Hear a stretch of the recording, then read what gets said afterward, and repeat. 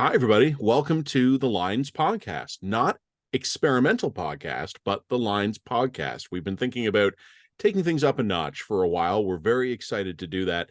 We have a lot to talk about today, including two breaking stories on the provincial front, a series of nationwide protests, and oh my God, we are now in a fight with India.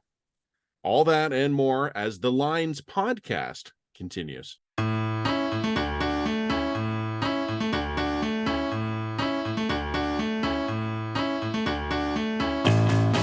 Hello. Here we are. Here we are. I think we should start off with just a little bit of housekeeping, just explaining who we are and what we're doing. So long-time listeners of the line. Who the hell are we? Who the fuck are these people? So long-time listeners of the line will already be aware that for the last, I think, almost 2 years now. So 60 episodes, but they weren't weekly, so about a year and a half, I'd call it. About a year and a half, we've been doing what we call the experimental line podcast, just to see if there was an audience and interest there. And the idea was we are using all parts of the content cow here at the line. And by that, I mean, what we were finding is that we do something called the Dispatch from the Front Line every week, which is a fun, quirky, somewhat smarmy summary.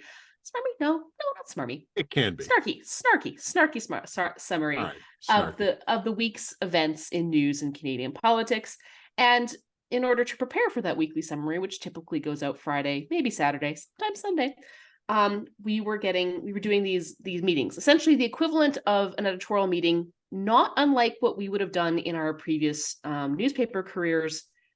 Which it would be very common for all of the editors to meet kind of late in the day on to discuss what the main editorial takes were going to be and what the main editorial lines were going to be, and then put those plans into action. So we thought, hey, why, instead of wasting these meetings that you and I were having weekly to discuss our dispatch, why not shamelessly turn them into podcast content and create not only a podcast, but also a video link for YouTube. So as I said, this is using all parts of the cow here from stem to stern. It's like when you take the scenes from the movie that you cut out because the movie was too long and bloated, but then you package them on the Blu-ray as a special feature of deleted scenes.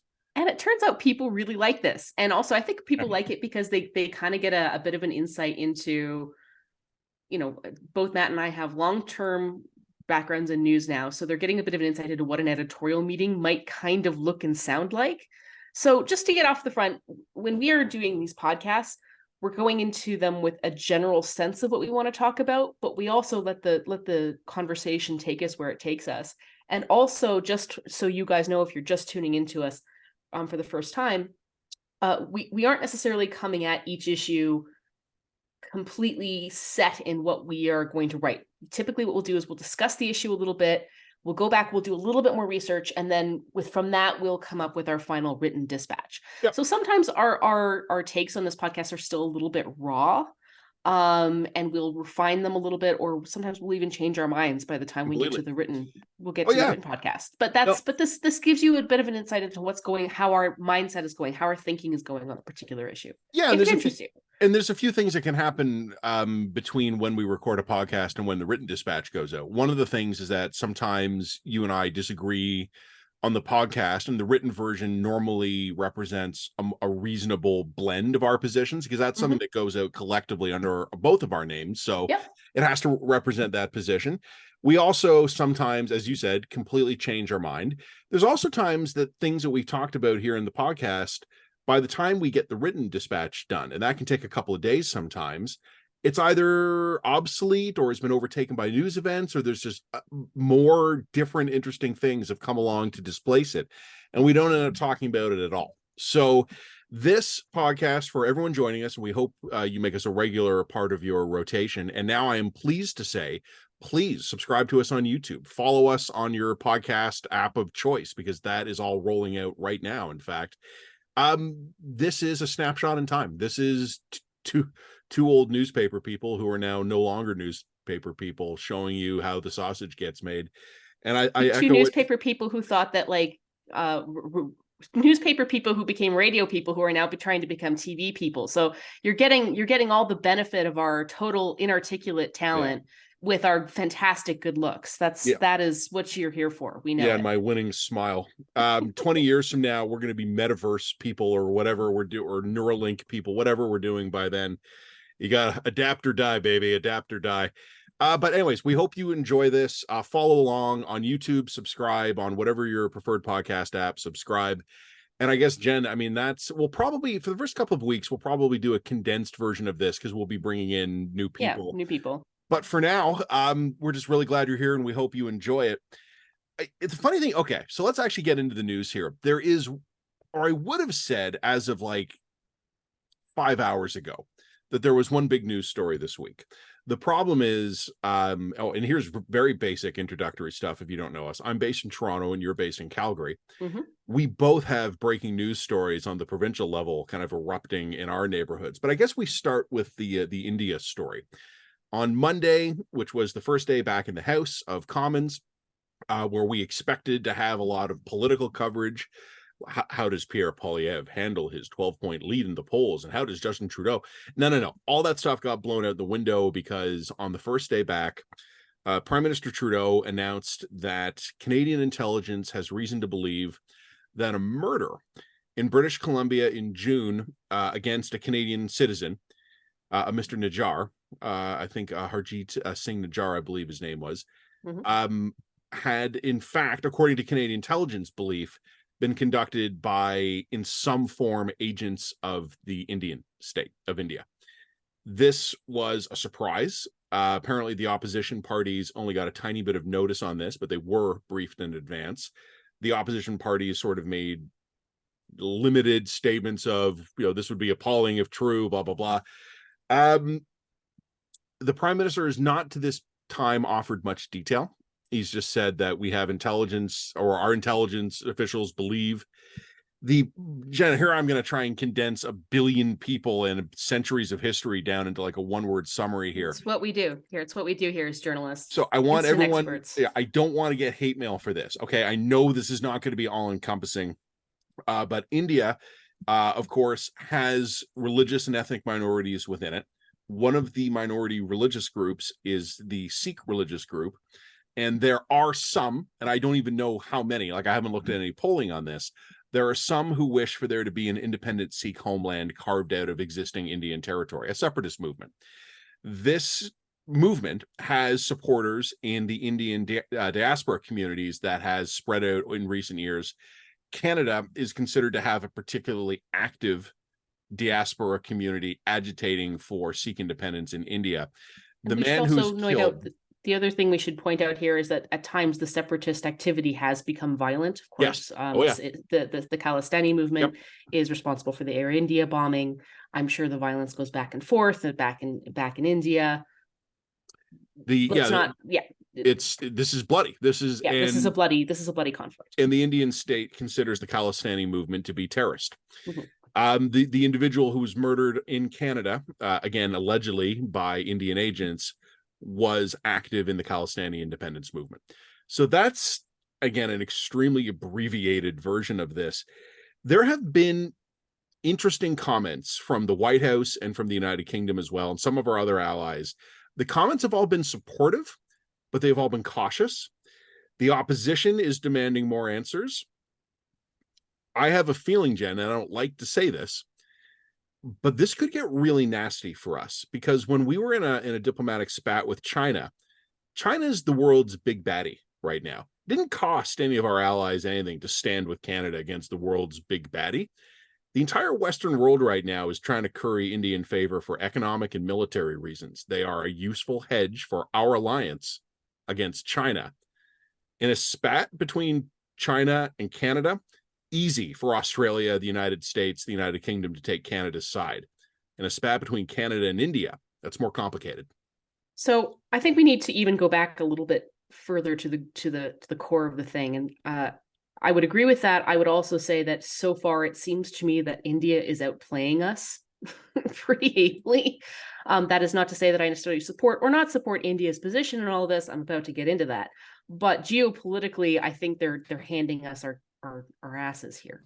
But first, I just want to start here by explaining to those few of you who are not enjoying our resplendent presences on YouTube. You may or may not be aware that we are boring ass suburban white Canadians, and we have no particular skin in the game when it comes to Khalistani independence, the authoritarianism of the Indian regime, none of this. I mean, obviously, if somebody is killing people on Canadian soil, that's a sovereignty issue. That's a major problem for us.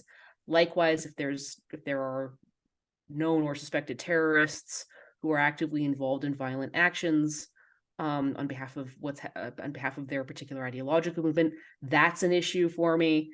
If you tell me that, Modi is an authoritarian and becoming increasingly authoritarian, my response to that is, okay, noted. Like, we don't have emotional attachments to a lot of this stuff. Obviously, we have an interest in protecting the place where we live, but we don't have emotional attachments to the Khalistani movement one way or the other. So it's really hard for us to come in and say, put it this way, I don't really want to see Canadian politics polarized on Indian sectarian lines, which is kind of sort of what's happening here. And I find that to be weird, disturbing, and also a little bit bizarre, because bluntly, I don't mean to be crass about this, but I really don't think that the majority of Canadians care that much about issues with regard to the Sikh homeland in India. Like there's a diaspora community that obviously cares very deeply about that, but that is not the majority of Canadians are not hung up on this particular issue. So it's a bit of an interesting one. Now, can I just add to that, Jen? I do think we do live in an era where our politics is driven by a small number of people who care a lot rather than by a large number of people who are lukewarm. Yeah. Now, that said, here's where I'm going to keep my powder dry on a lot of this stuff, because, and I'm about to explain why. Firstly, so Sam Cooper, who's a journalist here in Canada, he runs a Substack called Bureau. He actually also came out with a scoop this week explaining that essentially there's some pretty credible evidence that the Indian embassy in Vancouver, based in Vancouver, was essentially running spy lines through a particular diplomat who was based out in BC. And I presume that that's the same diplomat who got expelled in the midst of this sort of geopolitical spat between India and Canada that's happening right now. So I don't have problems believing that India is wildly up in Canada's business in ways that are perhaps inappropriate. Diaspora politics are a thing in Canada. We know that even though, for example, the Sikh population, I think it's something like 2% of the population in Canada, that a lot of diasporas, including religious diasporas, for example, have disproportionate weight because they're highly active within political parties. So, and it's not just the Sikhs, it's a lot of different communities create block voting and that kind of thing. Canada has always been home to that. I don't necessarily have a problem with that. But it's something that happens here. That said, I have no problem believing that India was running potentially spy lines in Canada. I don't think that's credible. That's a credible allegation. That acknowledged, it's a pretty significant jump from being involved in diaspora politics or even running spy lines through diplomatic channels, which most countries do. That's a big jump from there to assassinating someone on foreign soil. Typically speaking, assassinating someone on foreign soil is a casus belli. It's a cause for war. You are risking a very significant diplomatic upset. So if we in Canada are going to accuse India of doing so in a highly public, highly visible way, we best have damn good proof to demonstrate and be willing to demonstrate to that proof to the world. So far, no one's been arrested. As far as I know, no one's been charged.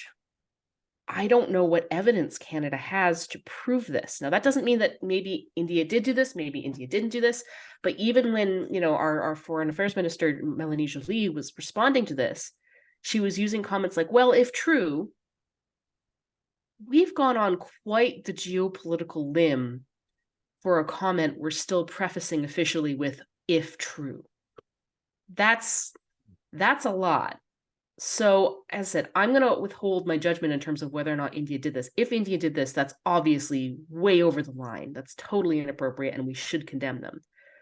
However, I don't think it's incorrect to say that Canada ought to be showing receipts, especially when it's willing to risk a major geopolitical dispute with a major trade partner. A trade partner that also really affects trade in Western Canada, where I'm at as well. I don't think that's an unreasonable position to have at this point in time. The other thing that I find really interesting about this particular issue is comparing and contrasting just how quick and aggressive Trudeau has been on this file, as opposed to allegations that came out about Chinese foreign interference. One of the big defenses that I've heard of Trudeau's decision to go all full statement in Parliament on this was, well, he had to do it because the Globe had just published something by Fife. Yep. Yeah, Robert Fife, Stephen Chase. Robert Fife and Stephen Chase, who are probably the best known reporters on the NatSec file. That said, this government has had no problems completely ignoring and undermining Fife and Chase in the recent past.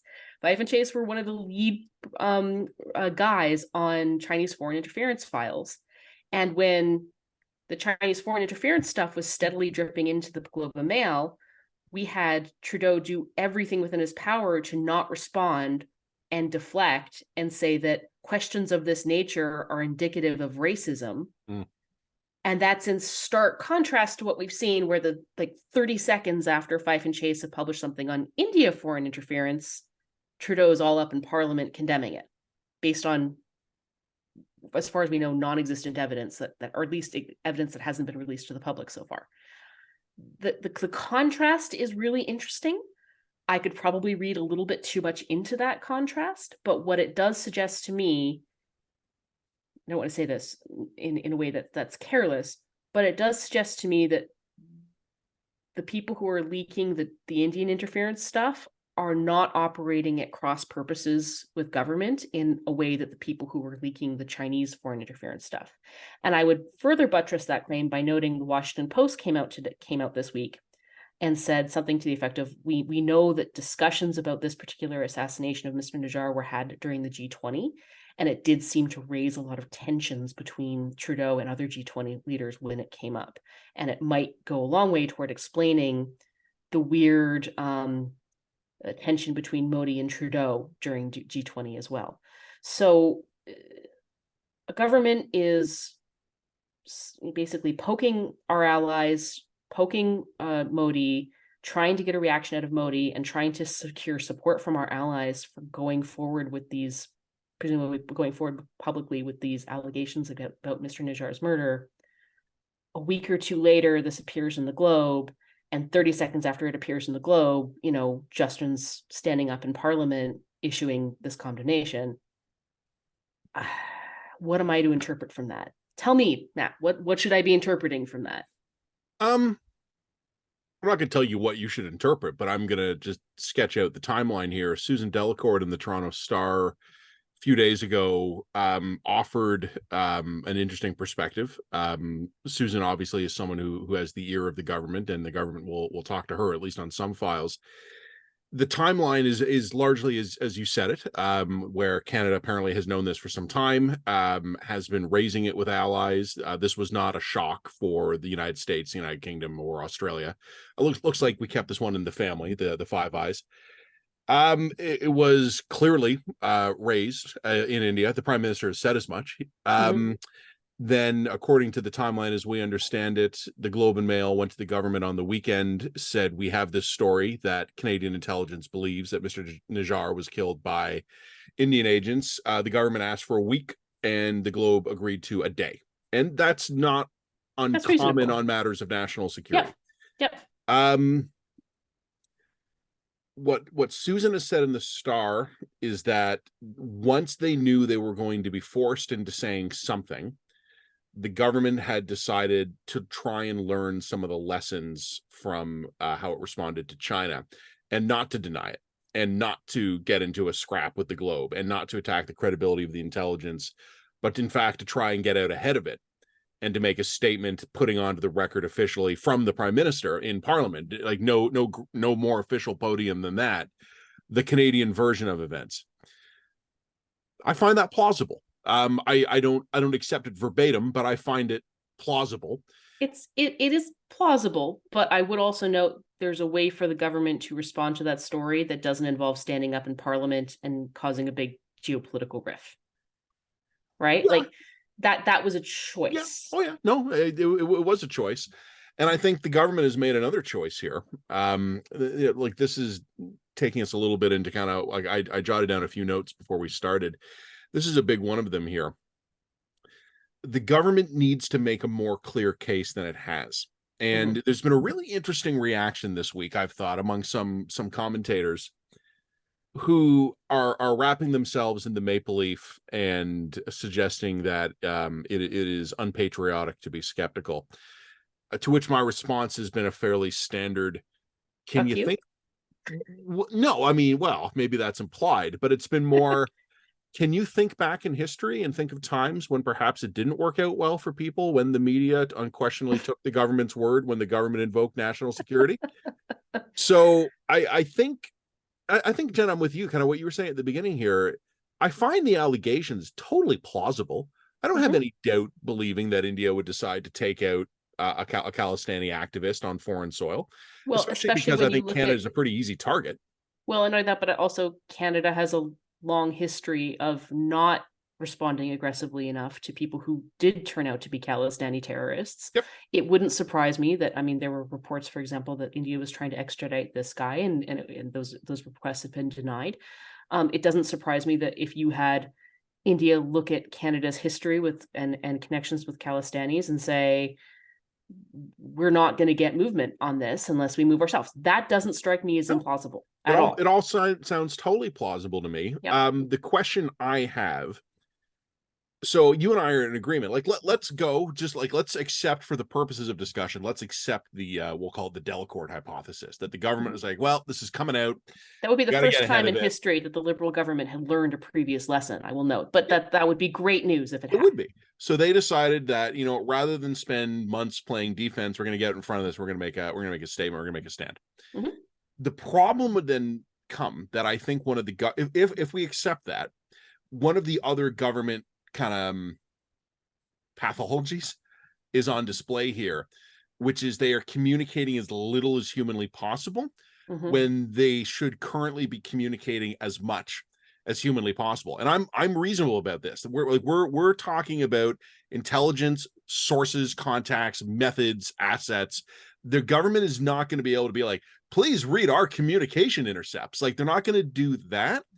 But I think the government needs to make a stronger, more public statement about what specifically it believes happened, and to the extent possible, why it specifically believes that. And I understand there's going to be limits, but for instance, the government could say, look, working with our allies, using informants in the community, as well as communications that we had intercepted and analyzed, we came to believe that the suspects who we believe are likely the killers of Mr. Najjar were working in concert. I don't know, I don't want to hypothesize too much and give people the wrong idea, but in some way link it back to India here. And look, it's no one's going to be satisfied with that, but there'd be more. Yeah, well, I don't know, but also there are lots of people who would have had an incentive to shoot this guy. Let's be blunt. It's not just like this dude. Who cares? It's not the government's job to try. No, you know what? It's not the government's job to convince a jury here.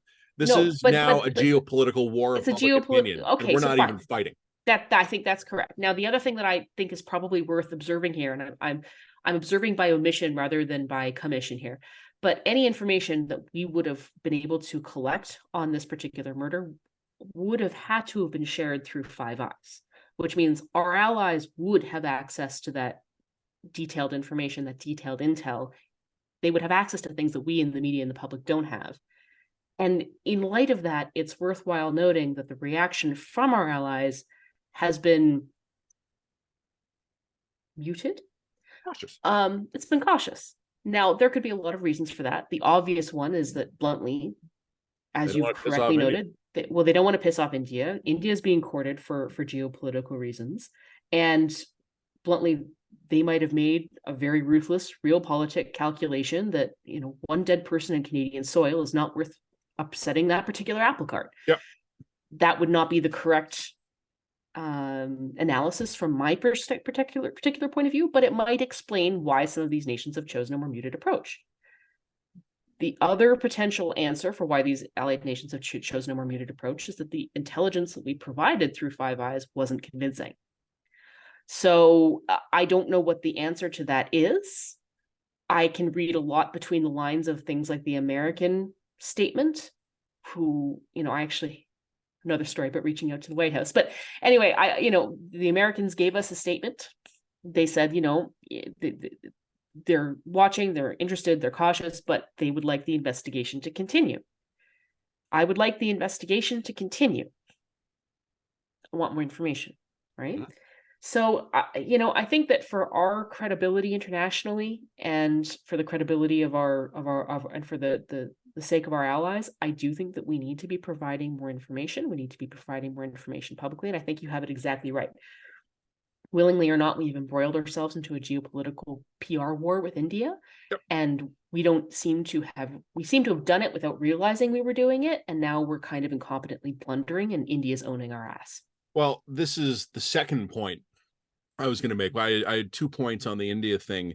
And again, I said before, we're getting ourselves caught up in some of the pathologies of this government. And, it's funny. I was reading in a different context just a few days ago. I was reading about some of the China electoral interference stuff. I was just kind of going back and reading about this. And there was an interesting comment by Jodie Thomas, who is the National Security Advisor of the Prime Minister, where she had acknowledged that Canadian security services are overly focused on secrecy. And I know that sounds kind of funny because you think, well, what's more important than that?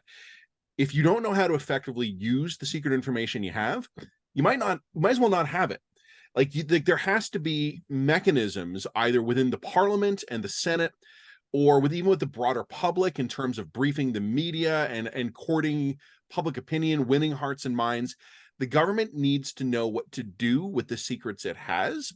Whereas the Canadian government approach to things has apparently been like dig a really deep hole and just throw all the stuff in there and bury it and then never talk about it again.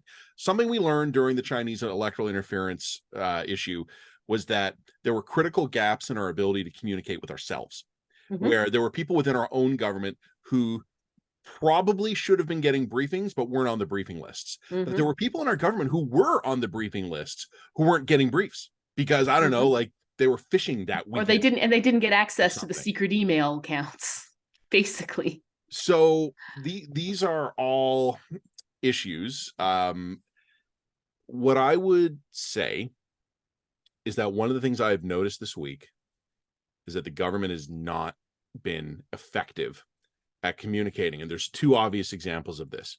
There had been a rumor online that Mr. Najjar was not a Canadian citizen.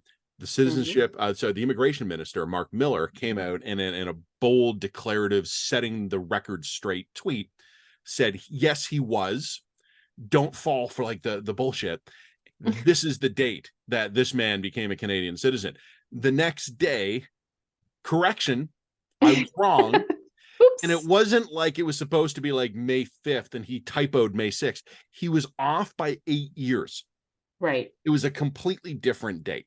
Right. And I don't think that doesn't tell us anything about the allegations against India, but it tells us that this government still is having a hard time effectively communicating with itself. Well, it also tells us that this is a government that didn't, but this is also gives us the indication that this is a government that didn't really understand the degree of geopolitical blowback that it would be looking at, and didn't have its facts and ducks in a row when it decided to go public. Maybe it's more basic than that. Maybe this is a government that is just no longer good at being a government, because I think the real... Is that better? No, it's worse.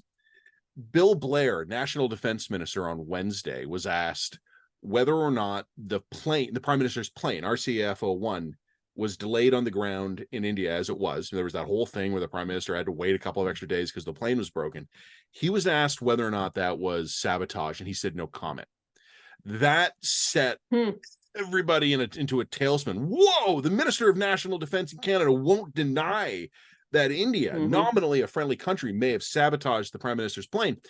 You got to spend a lot of time in our industry before you can read the tea leaves on this, but I was waiting to see what would happen. Either nothing was going to happen. And Minister Blair's comment was going to just hang out there, or his press people were going to frantically start walking it back.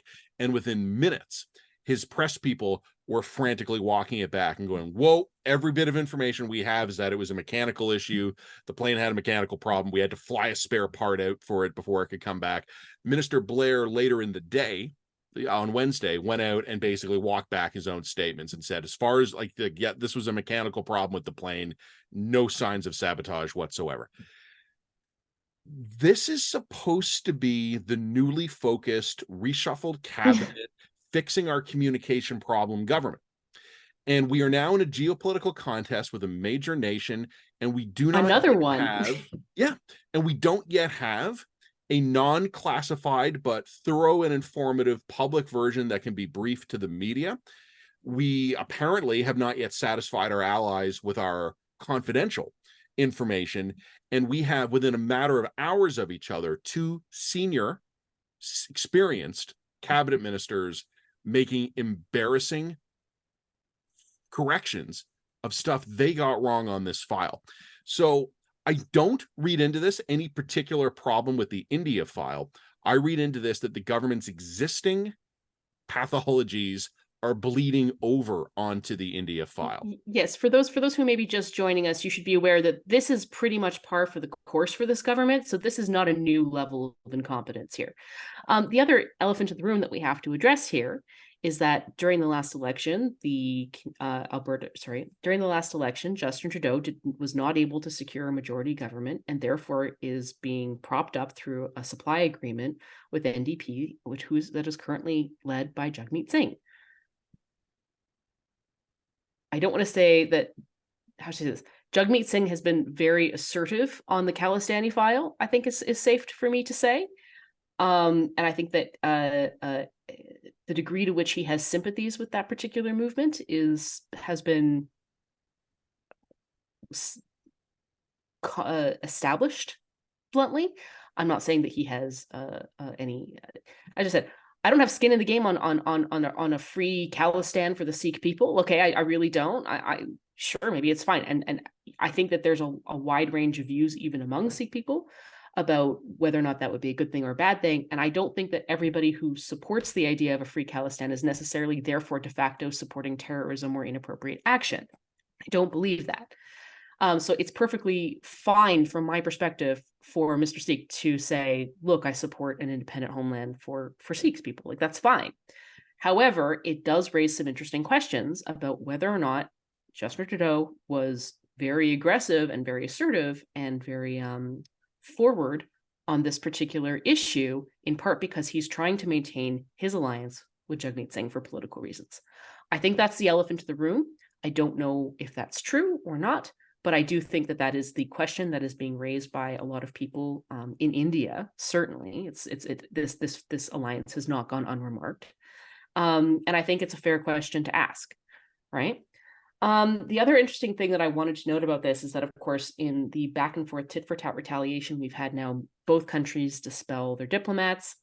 One of the more interesting things was the fact that India issued this travel advisory against Canada, yep, saying, oh, there's been a rise of like anti-Indian racism, et cetera, et cetera, et cetera. I found this to be deeply, darkly amusing because, of course, only a few weeks ago, Canada issued a entirely political travel advisory against the U.S. as retaliation for the U.S. passing sort of trans bills and banning puberty blockers and the like. And I mean, we in the Dispatch sort of panned that as like, this is not the purpose of the travel advisory system, guys. Like, come on, you can't use a travel advisory system in order to take pot shots at your allies. So Canada is absolutely getting a taste of its own medicine when India now does this to us. And it's especially funny because, of course, we know during the Chinese foreign interference, one of Justin Trudeau's big lines of attack was the people basically raising questions about Chinese foreign interference are falling prey to anti-Asian racism. So you've kind of set yourself up that responding to allegations of foreign interference is now racist. So India is now playing Trudeau's own playbook against him by saying, you're just being racist. And I mean, I think that that's disingenuous and juvenile on India's part, but it was also disingenuous and juvenile on our part. So like, we're getting completely what we deserve in this regard. And I say that with a full acknowledgement that India may very well be the baddies here. Yeah. So I don't know. I found that to be worth commenting on, so to speak. You know what? I mean, I think we've covered the bases on India, I think, but I would just add, we've seen versions of this before.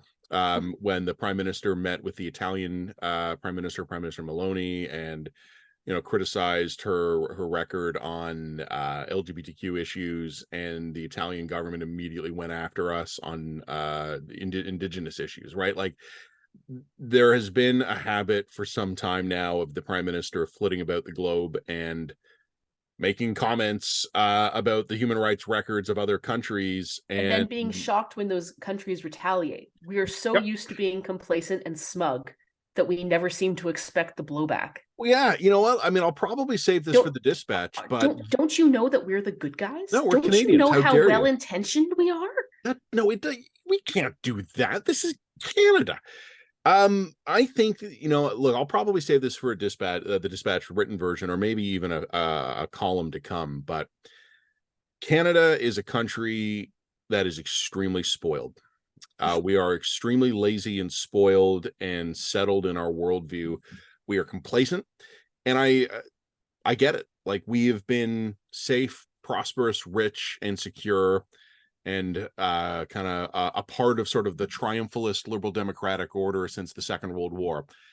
And as I wrote in a column here several years ago, our expectations are a problem. Like, these things have gone on long enough that I think we now expect them to continue, just because you know what you grow up with, and the world is getting nastier. And Canada, I think, has a tremendous number of advantages. There are very few countries I would rather be in theory than Canada, but we have to start marshaling some of the strengths we have, or at least getting our head in the game. And what I've seen this week, even though I find the allegations we've made against India totally plausible, we're not in the game. Like I said, whether it's getting our own ministers communicating well on the parts of this that are within their file, they're not. Our allies don't seem satisfied by what we've offered them. We have yet to make anything other than the original statement, and then the prime minister has demurred to provide any details here. I think some of this just might be the reflexive Canadian government hatred of disclosure of information, which you and I have spoken about so many times before. But it's also just a straightforward complacency. Trust us. Why wouldn't you trust us? Yeah, no, yeah. Well, it's like, well, because you've given us ample reasons not to trust you. I don't mean to be jerks about it, but I don't trust anybody. I'm a jerk. This is the era of info war, and we need to get into the fight, or else we're going to lose. And to date, I don't see any evidence that we're getting into the fight. Should I mention what happened in Ontario in the last hour or so? Can we talk about the national news first? Can we finish that up first? Because I think that you want to talk about the marches? Yeah, I want to talk about the marches first. Talk about the marches. I know that neither of us really want to talk about the marches. They just didn't seem that interesting. Okay, they are and they aren't. The thing that I would just say, and again, this is for our new subscribers, Matt and I are broadly classified as center rightish, kinda, but we're not partisan affiliated. We don't like anybody really, and we don't like to think of ourselves as culture warriors. We're not. There's a whole culture warriors are destructive and they break brains, and I prefer to avoid them. Yeah, correct, right? Which isn't to say that we don't occasionally talk about culture warrior stuff occasionally, but we don't really want our brains to be broken by that particular set of fights. That said, there was a major set of marches that went right across the country. Both, you had more conservative parents, and actually a lot of parents who are religious and Muslim, holding marches in various cities, basically being opposed to what they would describe as sexual orientation and gender ideology, right? They don't want that stuff taught in the schools. They have real concerns with it, etc. And you had them matched by counter protesters particularly the unions got really involved on this one, which I thought was interesting as well. You had a comment by the head of the BC Human Rights Tribunal, which that was kind of messed up, worth getting into. And you had people just basically characterizing all of these people as hateful, anti-LGBT transphobes, and how should I say that? We've hit a point in the moral panic when both sides of this have now been so completely polarized that it has become us versus them, good versus evil, and nary is there a nuance or conversation to be had in between. And it's I'll be honest with you, it's really hard to have sympathy for either of these protesters, because both of these protesters are either, I think, I don't know, how do I get into this? So this is an interesting question. So one of the reasons why I think that people lose faith and lose trust in media is when they start to see unnatural language and jargon be repeated en masse in multiple different platforms. And some of the jargon that I saw sort of uncritically repeated is the idea that these protests were anti-LGBTQ+, they were transphobic, and they were hateful. Hate, hate, hate, hate, hate. I saw that repeated everywhere I saw it. Yeah, sure. They're being described as the hate march. The hate march, exactly. So a couple of problems with this. One is that I think that if you're a journalist, it's incumbent upon you, for the sake of your own credibility, to be judicious in your language. I am a columnist. I express opinions all the time, and people understand that when they're listening to me. But I try to be careful about that, the language that I use, because I want people to understand that I'm trying to be fair.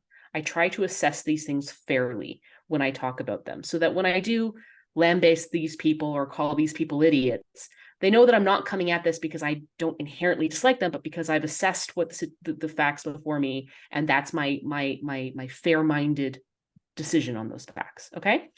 And I think that when you're coming out and you're describing this group of people as de facto hatred or hate-filled, I think that's an injudicious use of language in this case. I think most of the people involved in this march, some of them I think are misguided. And you and I have talked about this in the past. Like, I don't think that there is some kind of grand conspiracy by elementary school teachers to trans the kids. That is not reflective of my experience with having young kids in the system. Yeah, they're not putting puberty blockers in the juice boxes. I'm not seeing that, okay? I'm not seeing a lot of evidence of curriculum that I would describe as being wildly inappropriate in my just as in my experience as a parent. I think that what's happening with a lot of these parents and conservative groups is that they're going to things like libs of TikTok, or they're watching a lot of sort of more right-leaning media. They're getting exposed to the most extreme outliers, right? They're getting exposed to, the US-based pro-trans, extremely aggressive, extremely out there preschool teacher in Kentucky or whatever. And they're watching the most extreme stuff, and they're saying, wow, that's happening here in my school. So they're not coming at this from a place that's like, look, I have specific issues with point 3, 4, and 5 of the provincial curriculum. They're coming at this saying, there's something fucked up happening in these schools, and I know it's happening because I watch libs of TikTok.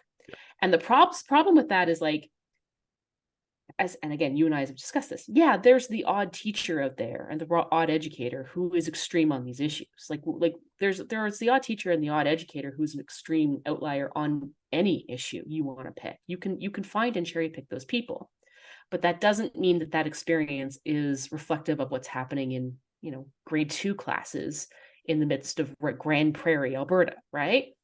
And I think that there's a bit of a disconnect there. So I think a lot of these protesters are misguided. But I don't think most of them, and there are definitely some lunatics in there for sure, and there are definitely some homophobes among that group. But I don't think the majority of them are coming at this from a place of hate. I think most of them are coming at this from a place of a genuine desire to protect their kids from what they see as potentially a harmful ideology. And I think that their perceptions of that ideology have been informed by extreme outliers that do exist. So calling this march hate-filled, like, I'm sorry, if somebody's outside doing a march with like their skinheads and they're flying Nazi flags, okay, sure, call those people hate. You know what I mean? Like that I have no problem with that. I don't think it's necessarily fair to say that these people are the hate march. I don't see that. Can you call them anti-LGBTQ plus? Again, some of them, sure. All of them? Is that really what's motivating them here? Like, we can get into debates about these particular issues. And I think that when people look at coverage of these debates and they're seeing all the media use exactly the same extremely loaded language, and they're seeing all of the media adopt activist facts, lines, and claims and taking them as totally uncritical fact, they're looking at that and they're saying, well, I can't trust the media to cover this issue fairly or objectively. I can't trust the information I'm getting from the media because I can see the manipulation that's happening right in front of me. And I think that, people in the media should be cautious of that, right? On the flip side, I think there are some inconsistencies that I've seen on the counter protesters side as well. I think that being unwilling to address that, there is a current of a fairly extreme gender ideology that is increasingly pervasive in the culture writ large. And they are reacting to something that is actually happening, and being unwilling to address that and address it on its own terms and either soothe people a little bit on some of this stuff or acknowledge it is I think misguided. It's interesting to me that I saw a lot of like teachers on my feeds saying things like, I'm not trying to indoctrinate your kids. If I could indoctrinate your kids, if I had that kind of power, I would get them to take off their phone, put down their phones, wear deodorant. And like, that's a really funny boots properly. Yeah, that's a really funny quip.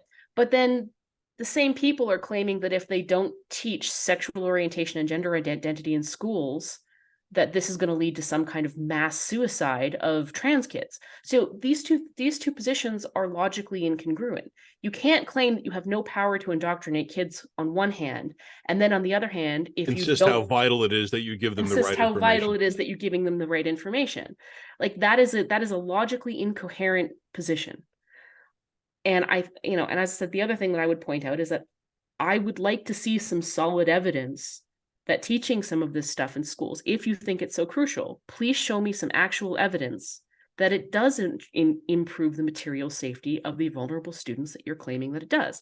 Because I've seen a lot of people in media take that claim, assume it as fact without any evidence that I can see, and use it to sort of say, well, you protesters just want these trans kids to die. And I don't think that is, I think that in itself is also a misguided and maximalist position. So as I think that there should be a call for some reasonableness and some empathy for both sides here.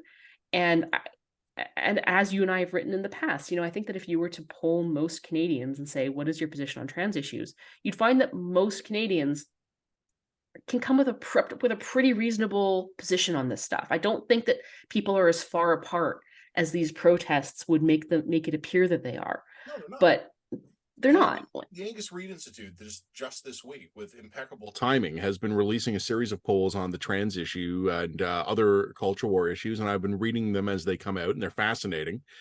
And they basically confirm what your gut instinct would tell you, and that is that Canadians believe that trans people face discrimination and hate, that Canadians want trans students to be honored, respected, and taken care of properly, and that Canadians believe that there needs to be parental involvement and reasonable controls in that process. It is almost exactly what you would want the positions to be if you were not an activist on either side or the other pursuing an agenda here. Right. I had an interesting conversation last night when I observed this, where someone had said to me that the only reason that support is close to 80% is because the question is not basically, do you want kids to be forcibly outed and then commit suicide? Yes, that's right. If you don't totally frame the question in ways that are emotionally loaded. The thing is, what I didn't bother responding. Like, I engaged politely, but I didn't respond at any length. The thing that just jumped out at me is that that's true. 100%. If you ask the question, do you support this or are you an asshole? You will get people saying, I support it. But there's another way to ask the question. So right now, like, the questions are phrased fairly neutrally. And what we've been seeing is that it looks like, just on the issue of parental notification of when your child changes pronouns or name at school, it's running about 80% to 15%. And again, I was told that if the question was asked differently, it would be not nearly that much of a difference. But I think if you ask the question even differently the other way, which is to say, should parents be notified with protections in place for students may be in danger if their parents are notified? I think it goes from 80% to 95%. Yeah, we both sides can play the sort of let's skew the question game, right? So, I mean, yeah, and I think, Jen, you've laid out a thoughtful argument at some length that I think can actually be described really concisely. And it's two things we can say here. First of all, the culture wars have gone global. And if you wake up every morning and you are convinced that there is a left-wing ideological conspiracy to give your kid puberty blockers, there will be an example from somewhere in the world of some moron tweeting a stupid thing or getting filmed in a class tweeting, saying something dumb. That video will go viral. The Daily Mail will write about it, and you will get your daily dose of confirmation.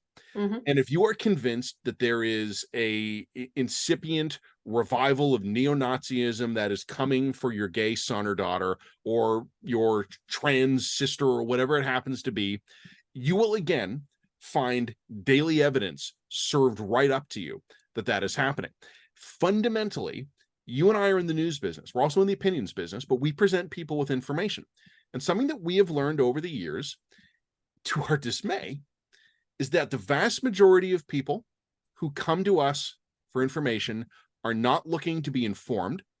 They're not looking to be challenged. They're looking to be validated. They're looking to be validated. Right. So when I see huge protests like this underway, this is the result of absolutely some genuine concern over public policy issues of real import. But I also see it more as the product of an information ecosystem that validates your existing beliefs using global databases of anecdotal support, and it does it at the speed of light.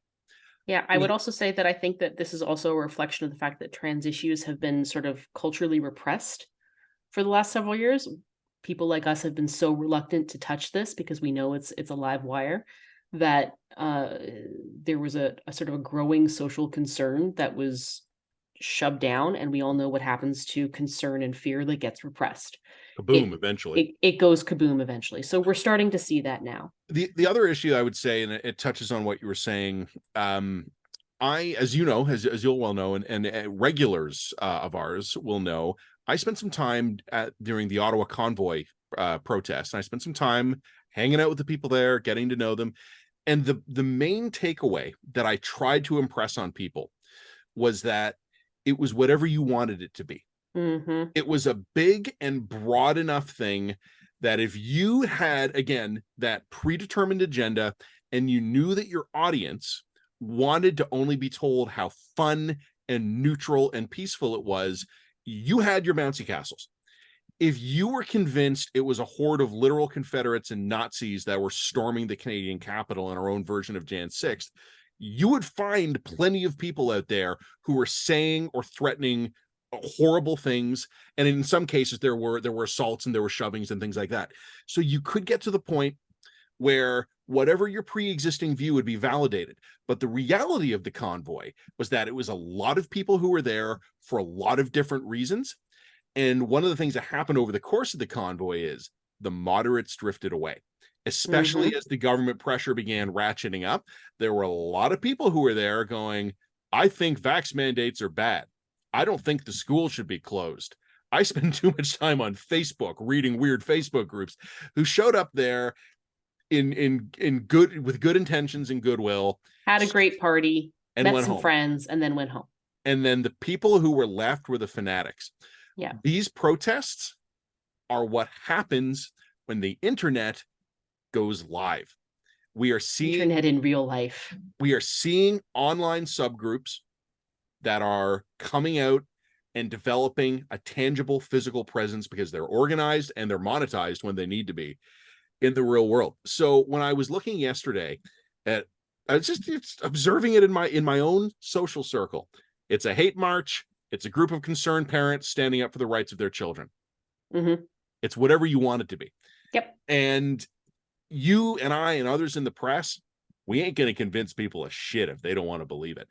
The number of Canadians who I would say are actually genuinely open-minded and like not only willing to be persuaded, but want to be persuaded.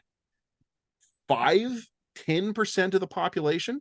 And by the way, they're the ones we're looking for at the line. So yeah.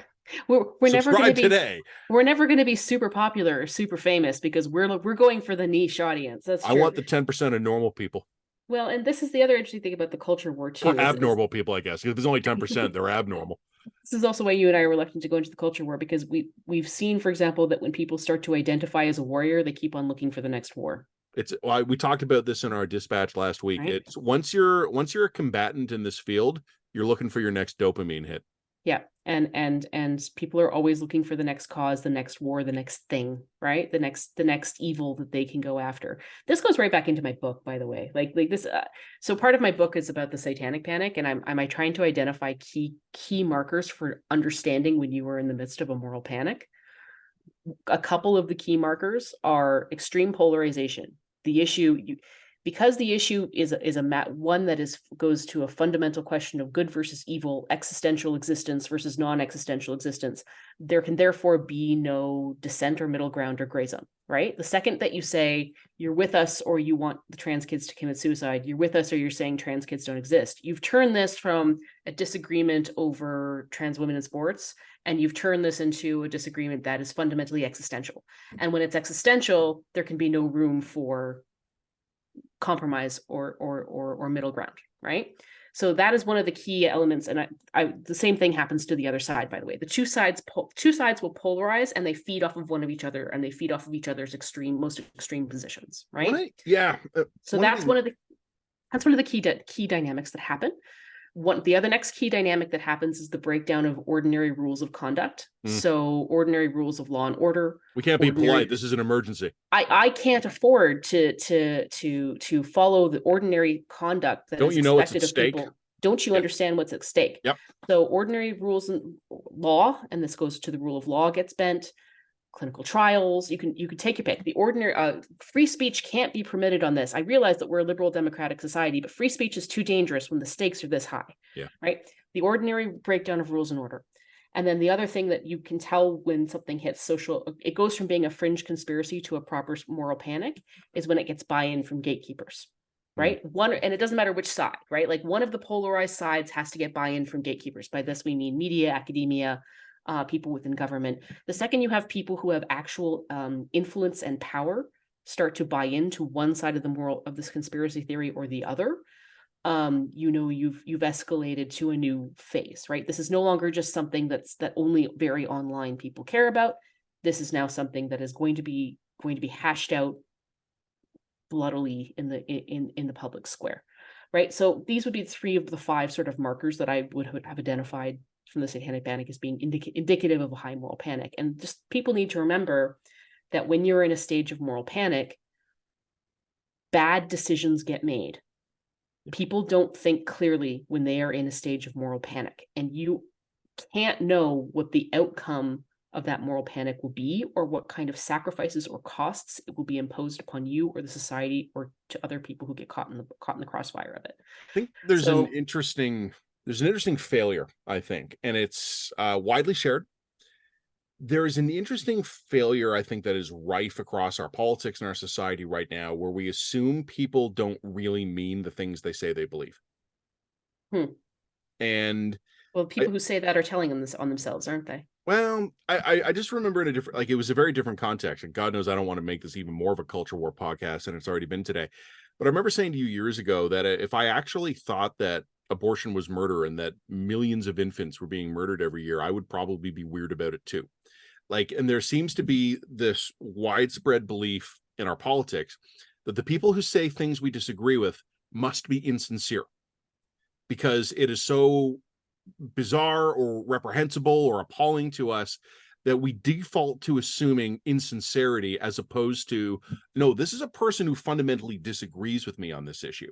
And I think when we talk about how these battles become maximalist and they become totally existential, it's when you go from going, these people are fundamentally agree with me, but they say and do weird things to, oh my God, these people actually do disagree with me. Yeah. Therefore, they are the enemy, and I must resist them with everything I have. Well, meanwhile, of course, I still think about 70 to 75% of the population is pretty reasonable. well, and also, I mean, I kind of gave the trans activists a bit of a hard time there. Like, I would say, like, the flip side of this is you're taking a reasonable concern about, you know, at what age should we be talking about gender identity, and you're turning it into these teachers or groomers who are trying to trans the kids. Like, that is an insane maximalist projection of your concerns. Well, But on the flip side, you don't have the you know how trans. serious this is? We Don't don't you have know how time for serious this nuance. is? Yeah, exactly. And on the flip side, you've got people who are saying, if you have basically any concerns with what's happening with the gender identity stuff, you are denying that trans kids exist, and you just want them to die because you're a hate speech. You're a hate movement. I mean, these are, firstly, neither of these are accurate representations of where most people on either side sit. And secondly, is that the only path forward from there is escalation, right? Because you've both taken totally irreconcilable positions that doesn't allow for any middle ground, and you both have staked maximum outcomes. The actual health and safety and welfare of children being the stake in the outcome. So, like, nobody can back down from that, right? You are ensuring that both sides are going to feed off of one another, and that this was going to escalate and escalate and escalate and escalate until it gets really, really ugly. That's what you've assured here. I mean, we'll move on after this, but the one thing I will just add, you also have to mix into the brew that you cannot assume that everybody involved in the conversation is a good faith actor or an actual human being, and not some Russian intelligence cyber operator. One of the funniest things I read, but also incredibly depressing, and I remember this every time I'm arguing with someone on the internet, was how there were, like, some Russian group was arranging protests in the United States, both for and against social justice causes, using Facebook. Yeah. And they were arranging them for opposite sides of the same public square. So you'd basically be on your Facebook group and it'd be like, show up to protest police injustice or police brutality. And meanwhile, like, 500 people would be like, oh yeah, okay, I'll go to the town square. Meanwhile, like, kitty corner across the street, a whole other protest is being organized by the same guy to stand with the blue, stand up against those who. The fight is the point. The fight is the point. And the other thing too is, like, the other thing too, one of the big signs that you are in the midst of a moral panic is the rise of the grifter class. There are going to be people, and this, again, you saw this happen with the satanic panic. You see this happen again and again and again. You will see a rise of people who are willing to hitch their particular profile and career to a wave of concern and monetize it for their own ends. Yep. Again, you see this again and again and again. If there are people actually making bank off of this, you're in a moral panic. Yeah, and meanwhile, there's the two of us, the idiots we are. Yeah, the idiots we are. Money on being reasonable. By the way, and measured. I've cracked the fucking code. I just won't use it for my own game. Yeah. All right. Let's let me tell you what happened just over about an hour and a half ago. Let's flip to provincial politics, because that's more fun than all of this. So yesterday, Wednesday, and for listeners who are tuning in, Jen's actually traveling on Friday. She's got some events out of town, so we're recording this a day earlier than we normally would. But on Wednesday, there had been a revelation that a cabinet minister in Ontario had given inaccurate information. Why don't we put it that way? To the Integrity Commissioner about the timing of a trip he took. And this all related to the development of the Greenbelt, which I don't have the emotional strength to summarize. If you're listening, just go back. If you've listened this far into the podcast, you already know what the Greenbelt is. Come on now. So the information that had been presented to the Integrity Commissioner was, while in Vegas, I had a chance meeting with a real estate developer. The accurate information, as ascertained, was sharing an opulent massage with a Greenbelt developer. So that minister has been removed both from the Ontario caucus and from the Ontario cabinet. And I called this on a local Toronto radio station when this was happening. And I said this Wednesday evening, where I said simply, when this scandal first broke, the government spent weeks trying to defend itself by saying, yeah, the procedure was imperfect, but we were trying to do the right thing, and we're going to carry going forward here because we have to. We got to build houses, homes. Say houses and homes often enough, and you kind of overawe people, and they forget what the scandal's about. By a couple of weeks ago, on Labor Day, an integrity commissioner report came out and was damning. After the weeks of this, one chief of staff finally resigned. He'd been thoroughly implicated in the shenanigans and resigned. That took weeks. Over the Labor Day weekend, an integrity commissioner report came out that implicated the now former housing minister, Stephen Clark. He stuck to his guns, said, I apologize that the procedure was not properly followed in my office. 3 days later, he resigned. So we'd gone from weeks to days. Yesterday, opulent massages entered the Canadian political lexicon. The cabinet minister was gone within hours. That, to me, and I called it on a opulent massages. Opulent massages. It's the busty hookers of 2023. Can we please put that in the title of this podcast? Opulent massages. Sure. Yeah. Let's make sure that that is some SEO gold right there. Let's make that happen for ourselves. We might get some errant SEO hits. People might click on this thinking I'm okay with that. Podcast. That's fine. So anyway, we went from weeks to days. I've got so much to work with here, Matt. I'll take what I can get. All right. Weeks to days to hours. And that's when I called it on the radio in Toronto yesterday. I said, Ford's going to have to reverse this. Like, this is and for our newbies here, I've been writing for years. I could show you the column I first wrote about this in the National Post years ago. Doug Ford has a habit. He has a quirk. He takes a stand. It's not the habit you're thinking of, and it doesn't necessarily involve opulent massages. Doesn't necessarily. He takes a stand politically that he is not going to be able to hold. And that politics observers like myself look at that and go, no, that's not going to work. But he digs in and he fights and he holds that line because he hates to back off for weeks and weeks and weeks and weeks. And what he does in that process is he burns huge reserves of public goodwill, of credibility, of political capital, and occasionally lawyers' fees. And then he retreats. And then he tries to hold on at whatever the new position is, but he's already invested so much in that first position, the second position never holds that long. And then you have the third. And then what you have is what I've called in many different columns. I've written them at the National Post. I've written them at TVO, written them at the Line. It's the total Ford reversal. It is when things get to the point where instead of salvaging something at the outset, having completely squandered all of his credibility and all of his political capital, he has no choice but to completely surrender. And on Thursday afternoon, a somber and shaken Doug Ford at a press conference, he apologized, said he was wrong to break his promise, he had made a mistake, and he was canceling the sale of the Greenbelt lands. And I believe, in fact, because I believe that there were going to be offsets to the land that was sold, I believe, in fact, the Greenbelt is going to end up bigger than ever. I'm going to have to check that as a fact check, so don't quote me on that. That will be confirmed by the time we do the written dispatch. I don't know if I have anything to say that can be a better editorial commentary than just laying out the timeline. This is not the first time this has happened to Doug Ford. It's not the fifth time. I don't even think it's the 10th time. This is a classic Doug Ford overcommit. And then in the end, after some number of weeks and whatever the process happens to be, when the collapse eventually becomes, instead of saving something, it's all gone. It's all gone. So we went from gotta open up the Greenbelt to the Greenbelt is going to be bigger than ever.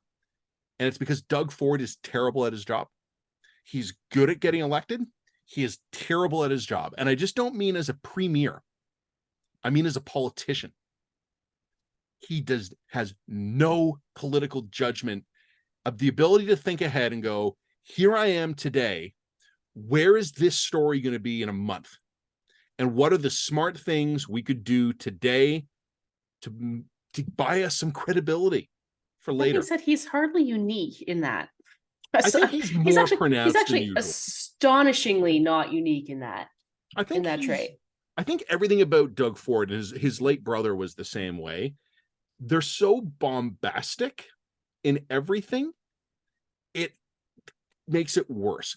Doug Ford has never had an experience that he thought was okay.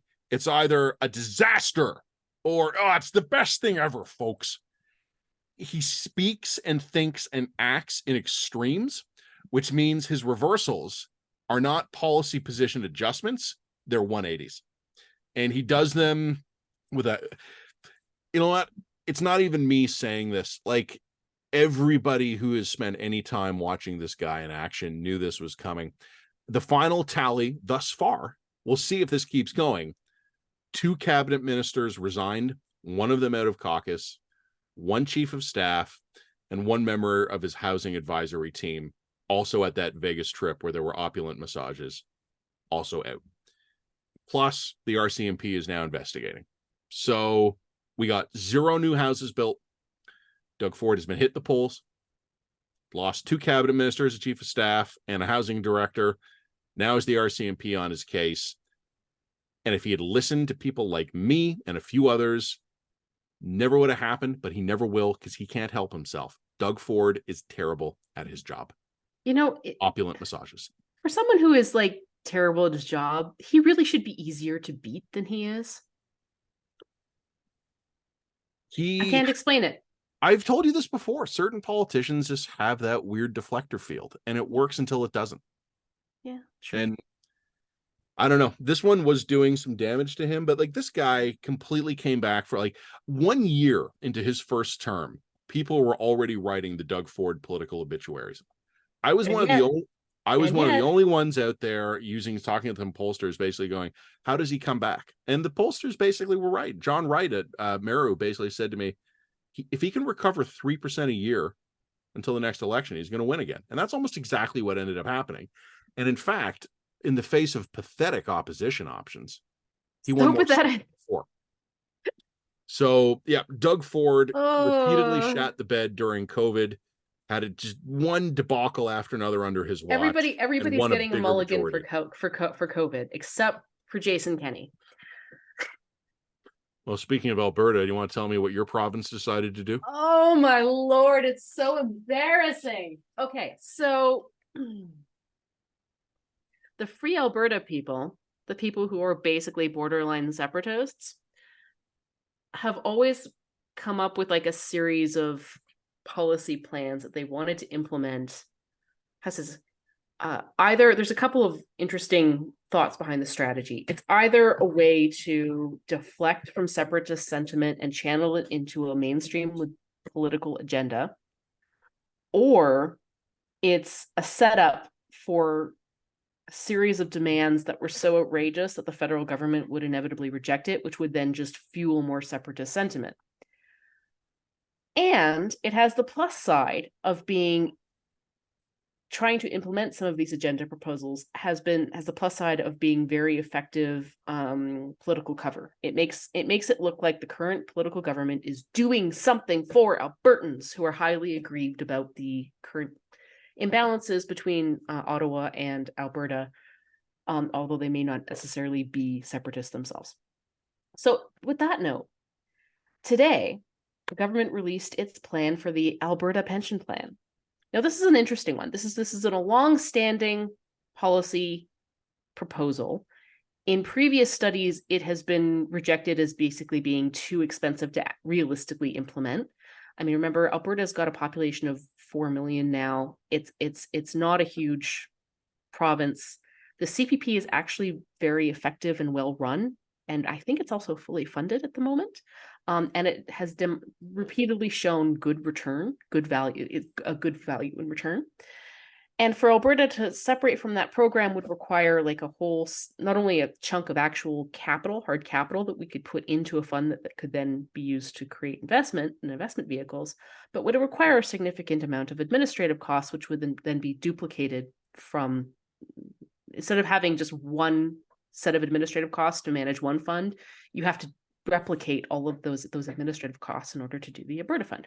Now, that said, I wasn't always closed-minded about an Alberta pension fund. One of the things that Alberta has going for it is that it has a very young population, and that means that we do disproportionately pay more into that pension fund than we get back.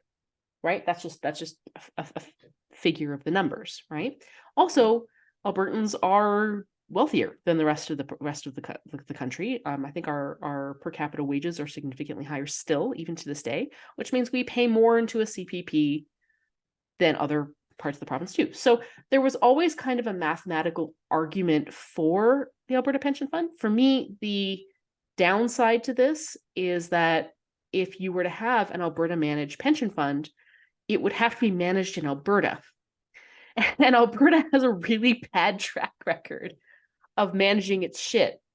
We have an investment arm called AIMCO, which I think has routinely either lost money or made money significantly below what CPP has done. Also, there was always the risk that if you took them, like Alberta's pension funds out and put them in a third party kind of arm that was independent of the government, there would always be a temptation to put that money back into oil sands development and investment, which is tempting because it would mean that we could potentially make up the losses of a lot of the loss of investment that we've suffered as a result of sort of green activism, for example. But the downside is that would ensure that Alberta's long-term wealth is double invested in the same commodity. So rather than just being overly reliant on resource revenues, we would be over-reliant on resource revenues, and we would be reliant on our pension funds for the safety and health of our pension funds for those same Alberta-based companies to do continually well. Yes, the opposite of diversification. Yeah, exactly. It's absolutely great when the oil is doing great, but when you're talking about pension funds, you're talking about 20, 30, 40, 50-year timelines. Yeah, it's the Alberta plan to cram as many eggs as possible into this basket. Yeah, exactly. So like it's not to say that the math wouldn't make sense for us to have our own fund. I mean, Quebec has its own fund, but it creates more bureaucratic and administrative hurdles, and it raises costs. It raises costs for a small population. And also the real risk is that you would see the Alberta government invest this thing in such a way that we could fucking squander our resource wealth twice over, amazingly. If you were actually running a smart fund, what you would actually do is you would invest it on almost exclusively non-Albertan commodities, and especially on things like green. You would want to diversify your risk portfolio by investing almost exclusively in not oil and gas assets. But of course, Alberta's not going to do that. So this is the big disaster that's heading our way. So this report comes out. The report is claiming, and I'm almost embarrassed to admit this. I don't even know. You're laughing already. I'm sitting here in Toronto. I'm keeping a straight face. I'm neutral. Okay. Like, I'm letting you explain this. I'm not doing any Laurentian elitist bullshit. Okay. And you're cracking up. Alberta believes that it is entitled, if it leaves CPP, and it has done its math on the viability of leaving CPP on this, it believes that it is entitled, here, I'll get the actual number. It's almost $400 billion. Yeah, it's 334 billion dollars. I thought it was 74, but okay, so closer to 300 billion. That's a lot of money. Which would represent approximately 53% of the total estimated base CPP assets on this date. Yeah.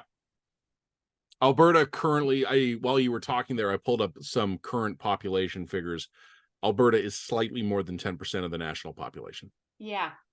And you are on a per capita basis wealthier. You're not 50%. You're not 500% wealthier on a per capita basis.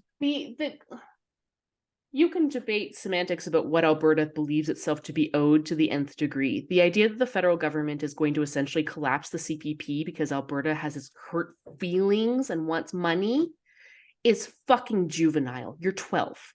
This is a plan. I'm sorry to say this. I know a lot of the people behind this, and they're smart people, and I like them. But this is what happens when you put people who all think alike and have the same grievances in a room, and you get them to come up with a plan. There was nobody in that room who laughed at these people's faces and said, you need to be more realistic than this. This is not a realistic plan that you're coming up with. There was nobody in that room who injected even the smallest amount of skepticism or incredulity into this. Are you sure they just don't want to fight, though? Well, let me come back to that. And as a result, they're coming out with an opening gambit to leave CPP and take half the money with them. This is so embarrassing and juvenile.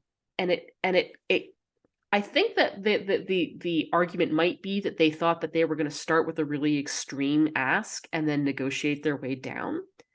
But the ask is so extreme that it's impossible to take them seriously. And the federal government is within its rights to just be like, no, we're not giving you that. Go take us to court. And Alberta's going to lose.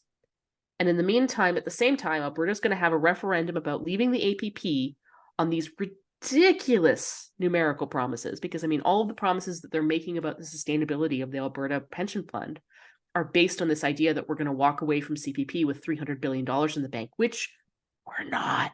That's not going to happen. What would probably happen is we would get between 6 and 10% of that if the government decides to play nice. And we'd probably have to take all of our savings in the Alberta Heritage Fund and all of that and try and stuff it up. And I don't think any of these pension numbers they're coming up with works with a fund that's closer to maybe, what would it be in that case? It'd be so 60 billion, maybe. I need to do math in my head. You're a journalist. Never do math in your head. I'm a journalist. I'm never going to do math in. Basically, it would be a fraction of what they're promising. Okay. So the idea that we could sustain as good or better benefits to existing seniors, not seniors who are going to come 30 or 40 years on, but existing seniors based on what 10% of their hoped for ask is pure fucking fantasy land. Absolute goddamn fantasy. Like, I can't begin to express the level of contempt I have for the reasoning that's gone into this. It's embarrassing. I'm sorry to say this because, again, I like some of the people who are on this. I didn't come into this being totally skeptical about an Alberta pension fund, but if this is the level of reasoning and analysis you're bringing to the table, you're demonstrating to me that you don't have the maturity or political insight to be able to negotiate this particular issue. You just don't. So moving on, like I said, I don't even know how seriously to take this. The real risk that I have is that essentially you have a group of people who have convinced themselves that this is a reasonable ask. They're going to go to the federal government demanding it. They're going to hold a referendum on it. Albertans are going to be like, $300 billion, that'd be great. We're going to totally sign up for that. The referendum will pass. And then the Alberta government is going to try and cobble together an Alberta pension fund based on some version of a scrap of CPP, and it's going to be a goddamn disaster. That's what I think we're actually setting ourselves up for. That's presuming they're even taking themselves seriously. I'm not even sure that they are taking themselves seriously. I can't look at these numbers and see people who are taking themselves seriously. I just repeat my question though: is this just a fight? Is this just the really premier wish and it people were. around the premier deciding that it suits their own political agenda to pick a fight with Ottawa, and this is a good issue to do it on? That would, if it were just a fight, I would be somewhat comforted because I'm like, oh, okay, this is just theater, whatever. It's possible. I can't rule out the possibility that they're actually this dumb. I can't rule out that possibility that they're taking themselves seriously here. Look, I am, by Laurentian standards, probably about as maximally friendly to Alberta as you find. I love Alberta. Love Albertans. How do you feel about losing half the current asset base of the CPP to keep Alberta happy, Matt? I want you to understand that my next comment is not directed at you as an individual. Go fuck yourself. Yeah. That would be what I would expect. And it's not because I don't love Albertans, but it's because I view that as an attempt to pick a fight. I don't view it as a serious offer. I view that as we are looking for a fight because it's easier for us to fight with Ottawa than it is for us to deal with problems at home. And I don't know, I'm a cynic. I mean, you and I spent the last couple of weeks talking about the E. coli problem. Is this a channel changer, or has this been in the works for so long that it's probably not related at all? I have a really bad sinking feeling that there is a group of people in Alberta who think that this is going to work and that they're being but as like a policy or as a channel changer? As a policy. Because look, some version of these plans, like an Alberta police force, an Alberta pension plan, more control over immigration, basically mirroring in Alberta the what Quebec already has. This isn't new. Like I've been, again, I was This 15 is all years fair. ago. This fair deal panel, the fair deal Yeah. panel goes back to Klein. Like this is 15 not years new. ago, I'm at the National Post having meetings with Ted Morton about this stuff. Like none of this stuff is new. But I was just like, I'm just curious, and I'm not looking to be a dick about this. Like, I'm not trying to accuse anyone of anything, but is the timing of this right after a bad couple of weeks for the Alberta government? Is it cute? No, or is this it's something not. that's probably been this coming? report's been in the works since Kenny. It's actually a couple years worth of work, And which it's makes being it announced work. as it was completed. Yeah, essentially. Okay, so that then yeah, I accept that. But that makes it worse. The fact that there are people in the government who think that this is a serious adult policy that adults should be paying attention to is more disturbing to me. There's something I've told you before, and I get in trouble sometimes when I say this, but again, like I say this again about as positively disposed as you're going to find any Easterner to be towards Alberta and Albertans, because I do friggin' love you guys. If there is a big lie in Alberta that has broken your brains and warped your politics, there's two contenders. One of them is that you are a conservative province. Yes, that's You're one. not. Yep. No, you're actually not. no, like, no, and like no. I am in Midtown Toronto, and I look at the way you guys spend public money over there. You're not conservative. No. And you're taciturn, and like you help your neighbors and you put on your big hats, and like you have the affectations of American Midwestern conservatives. Yep. You spend like Vermonters. Correct. So fuck off with that, with love and respect. Yeah. The other big Alberta, lie, he's not wrong. Alberta, he's not wrong. The other big lie that I think is in contention for breaking Alberta brains is that you think the rest of the country hates you. The rest of the country likes you just fine. Yep. And I think, like, I talk sometimes to friends or contacts in Alberta who are talking about Toronto hates us. Toronto doesn't think about you. Correct. You're not on our mind. Yep. I don't get up in the morning, stick my Keurig pod into my machine, on a good day, remember to put a mug under it, and sit there going, fuck, Alberta. Yeah. Like, and like when I walk the dog and I run into my neighbors, I don't look at them and go, ah, Alberta. Yeah. And Jim doesn't look at me and go, oh, yeah. You mean Alberta. You're not like, completely warped with obsession? No, over us, our province, our landlocked province of 4 million people. Well, first of all, I have two things to say about that. There actually was a poll a couple of years ago that polled how Canadians feel about other provinces. And what they did is they polled favorable views of every other province, and then they excluded favorable feelings for your own province. So basically, the poll found out, other than the province you're living in, what is every Canadian's favorite province? You know what the winner was in Ontario? What? Alberta. Isn't that just heartwarming? Like, Alberta is the top pick, and it wasn't a majority or anything because there's like 9 other provinces to pick from. But Alberta came out on top of a list of provinces that Ontarians like.